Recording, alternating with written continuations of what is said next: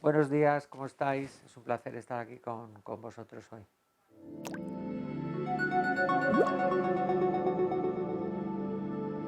Cuando aparece el cáncer en la vida de una persona, evidentemente es un antes y un después. Yo siempre lo suelo denominar que se produce un terremoto, un cataclismo auténtico, porque todas tus preocupaciones que tenías ayer, tu vida de pareja, tu trabajo, los problemas con tus hijos, ese vecino que no te cae bien, ese ascenso que no llega, se acaban porque evidentemente hay una prioridad que es una enfermedad que en muchos casos está muy relacionada con el tabú de la muerte. Cáncer se identifica todavía con un sinónimo de muerte, y cuando aparece esa palabra maldita que muchas veces incluso intentamos no dar, sobre todo en las primeras citas con los pacientes, es evidente que la persona pues sabe que se va a enfrentar a un problema. A mí me gusta hablar también de un largo camino, porque el cáncer no deja de ser una aventura posiblemente no deseada, pero una aventura. Y lo importante es que podamos salir vivos de esa aventura. Es como si vas a una selva con grandes peligros y lo que necesitas es hacer el camino lo mejor posible. Es una enfermedad que, por desgracia, vamos a sufrir muchas personas, porque una de cada 5 mujeres y uno de cada 3 hombres a lo largo de su vida van a poder sufrir algún tipo de cáncer. Hay gente que tiene mucho miedo también a los tratamientos oncológicos, y también esto hay que intentar también desmitificar, porque no todos los tratamientos son iguales. Además, se ha avanzado mucho y con nuevos tratamientos como la inmunoterapia, las terapias dirigidas, es completamente diferente a lo que uno puede tener el concepto que es el tratamiento del cáncer. Y aquí es donde en la consulta, cuando estás frente a frente con el paciente, donde se demuestra cómo son las personas, ¿no? Aquí no vale el que tiene mucho dinero, aquí no vale el que tiene muchas carreras universitarias, aquí no vale el que tiene mucho don de gentes, aquí vale el que tiene lo que podemos llamar inteligencia emocional, que posiblemente le ha servido para muchas cosas en su vida, pero posiblemente le va a servir muchísimo para este proceso que va a iniciar. Decidí escribir el libro Cáncer Manual de Supervivencia, primero por temas de amistad, porque al final, como hemos comentado, la amistad, yo creo que cuando llevas unos años de experiencia personal y también profesional, opinas, sabes que es algo de lo más importante que hay en tu vida, ¿no? Y luego lo hice porque es una capacidad de reflexionar sobre lo que haces en tu día a día.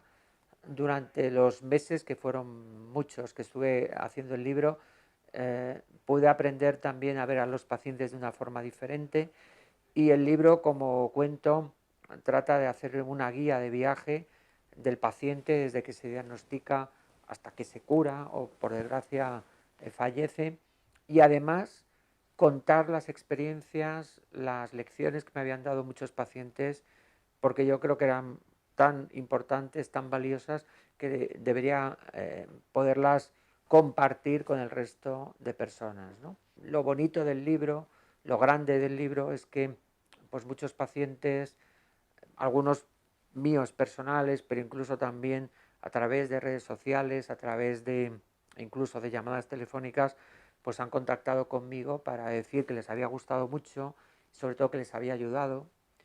Y eso es lo fundamental, saber que has hecho algo. Yo decía que yo no quería un libro de autoayuda.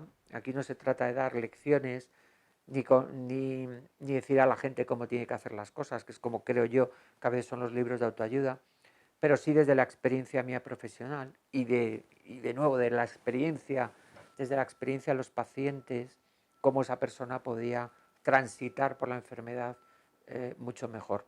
La gran mortalidad se produce porque aproximadamente el 60% de los casos se diagnostican tarde, cuando el paciente ya tiene una enfermedad avanzada, y donde esa enfermedad, por desgracia, con tratamientos convencionales como la quimioterapia, no se podían curar. El gran avance ha venido de la mano de dos cosas. Sabemos que si diagnosticamos antes el cáncer, con métodos que también han mejorado tecnológicamente, como la cirugía o como la radioterapia, vamos a curar a más pacientes. Con lo cual, el gran reto es, si ahora sabemos que un 25% de los pacientes son detectados en enfermedad que llamamos inicial o precoz, si conseguimos aumentar ese nivel de diagnóstico, vamos a aumentar la curación. Por otro lado, en los casos avanzados, la quimioterapia ya no es el tratamiento estándar.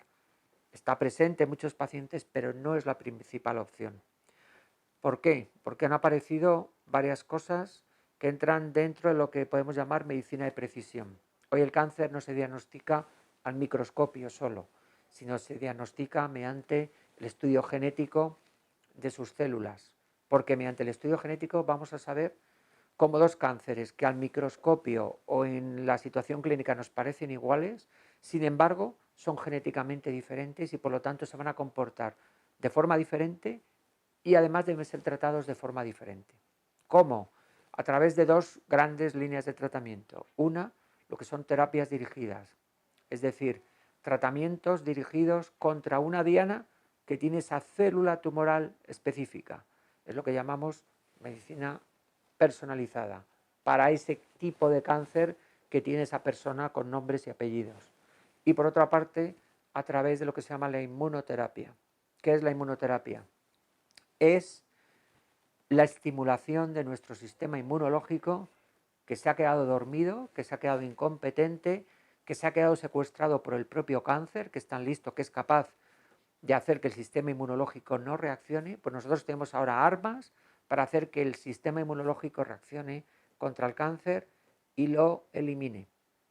Y de esta forma, y no me gusta dar cifras, pero creo que son muy contundentes, si con la quimioterapia convencional no conseguíamos que menos de un 1 o 2% de pacientes sobreviviera más allá de los 5 años, que es un poco siempre el límite que se pone, con las terapias dirigidas conseguimos que algunos pacientes, más del 60% de los pacientes, sobreviva más allá de 5 años y no solo eso, sino que haga su vida casi normal, incluso reincorporándose a su trabajo.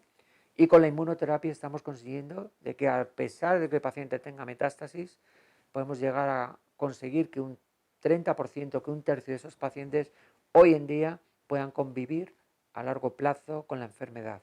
Es lo que se llama ahora un concepto que a lo mejor es un poco optimista, pero que cada vez vamos incorporando a más pacientes, que es cronificar el cáncer, que el cáncer se convierta en una enfermedad que el paciente pueda convivir con ella. Y luego también lo que muchas veces no contamos es que cada vez hay más formas de diagnosticar el cáncer de una forma más precoz.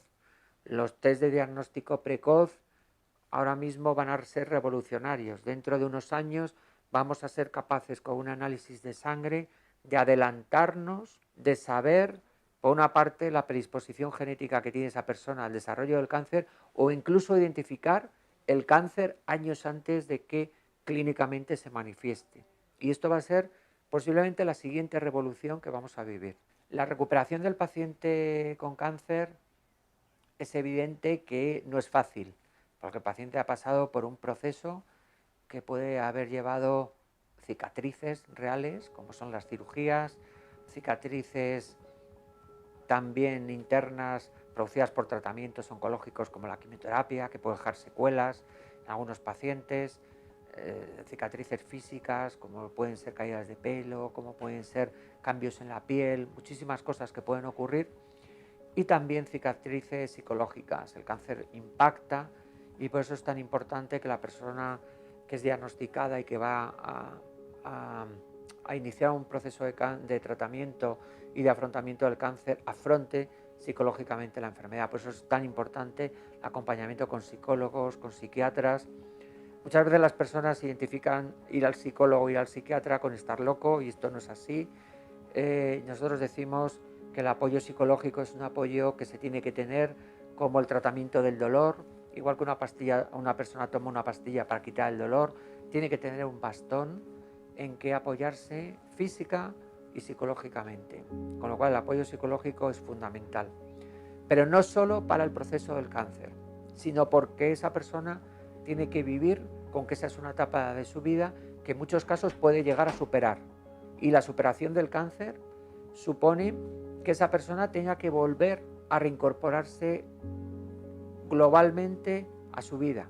Y a veces no es fácil porque la persona ha pensado que se iba a quedar en el camino y ha cortado con la amistad, con la pareja, con su vida laboral, y de pronto pasa el cáncer y se encuentra solo y perdido. Y encima, cuando pide apoyo, la contestación que le da la sociedad es decir, ya tendrías que estar contento y satisfecho que te has curado el cáncer, Con lo cual, la soledad del paciente durante el proceso es muy importante desde el diagnóstico y a lo largo del proceso, por eso tiene que estar acompañado. Pero la soledad del paciente curado y que sobrevive al cáncer es algo que estamos trabajando mucho. Y de hecho hay hasta escuelas de supervivientes que intentan a pacientes que están en el proceso decir, no, cuídate, porque hay que hacer ejercicio, porque no puedes ganar peso, porque tienes que mantener la cadena de amigos, porque tienes que mantener, si es posible, tu trabajo, tienes que mantener tus hobbies, tienes que mantener tu tiempo libre, porque esto es algo fundamental, porque en un momento te darás cuenta que tus médicos te dirán, estás libre, no vuelvas por aquí, y curiosamente, en vez de sentirte encantado, te puedes sentir solo, y es lo que hay que intentar que no ocurra. Eso es muy importante. La pregunta del millón es si el cáncer se cura o se va a curar. La respuesta es, primero, ya hay muchos tipos de cáncer que se curan. Ya hemos dicho que cuando se detectan precozmente, la curación es más alta. Tenemos cifras de forma global que actualmente estamos curando ya aproximadamente un 60% de los cánceres, con lo cual nos queda ese 40%. Y hay que pensar que en los últimos 10 años hemos avanzado posiblemente la curación mucho más que los últimos 30 anteriores, con lo cual vamos por el buen camino. Ahora bien, curación completa. Bueno, es que hay que pensar que la mayoría de enfermedades no se curan como tal. Se curan las enfermedades infecciosas, no tiene COVID y deja de tener COVID, tomamos un antibiótico cuando tenemos una infección, pero otro tipo de enfermedades no se curan. Uno tiene diabetes y tiene que convivir con la diabetes. El gran problema que tiene el cáncer es que con el cáncer no se podía convivir y entonces esto era un poco como el todo o nada, o me curo o me muero. Ahora sabemos que cada vez vamos a aumentar más la tasa de curación y al mismo tiempo que cada vez vamos a poder convivir más con la enfermedad. Ahora bien, no podemos decirle a la persona que tenemos mañana en la consulta que tenemos la curación asegurada al 100%, porque sabemos que hay que pasar unos procesos de tratamiento, no todas las personas responden igual, no todos los tumores son iguales y también es importante tener en cuenta que esto es un proceso. Tenemos que hablar a corto, a medio y a largo plazo. Entonces, yo siempre recomiendo también la política de pequeñas metas, del partido a partido. No podemos saber lo que va a pasar dentro de 5 años, porque si hace 5 años nos hubieran preguntado o nos hubieran dicho si íbamos a pensar que íbamos a pasar una pandemia, pues posiblemente nadie se lo hubiera imaginado.